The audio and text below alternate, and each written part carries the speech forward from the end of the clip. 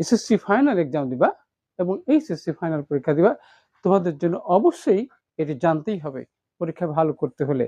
আর তোমরা যারা আমার চ্যানেল নতুন রয়েছো অবশ্যই চ্যানেলটি সাবস্ক্রাইব করবে নিত্য নতুন video notification mobile laptop computer পেতে চাইলে। যারা সাবস্ক্রাইব করছো thank you so much. No more talk, now go to our notebook, try to understand today's lesson, advanced sentence structure, how to learn how to use in English grammar for making sentence for our practical life. So get start. Hello my dear love viewers, I'm Muslim. Advanced sentence structure, how to use, how to learn, শিখে নাও magic tips and tricks for SSC এবং SSC 2025 এবং 26 সালে তোমাদের final পরীক্ষা রয়েছে। আর এই বিষয়ে অবশ্যই তোমাদেরকে জানার প্রয়োজন।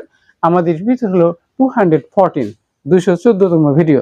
আর আজকে আমাদের এই অ্যাডভান্স লেভেলের যে আমরা স্ট্রাকচার নিয়ে আলোচনা করব, সেখানে আমরা 3টি ধাপে আমরা সে বিষয়টি আলোচনা করব।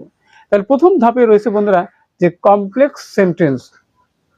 কমপ্লেক্স সেন্টেন্স কি, কিভাবে কমপ্লেক্স সেন্টেন্স গঠন করতে হয়, চেনার উপায় কি, কিভাবে আমরা এক্সাম্পল সহ আমরা আলোচনা করব।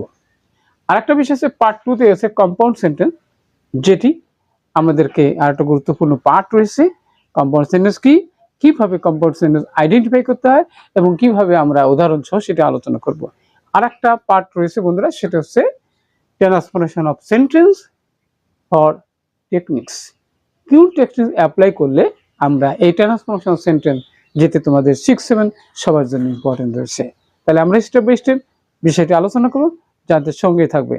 তাহলে প্রথমে আমাদের জানার দরকার বন্ধুরা যে আসলে এই কমপ্লেক্স সেন্টেন্স কি।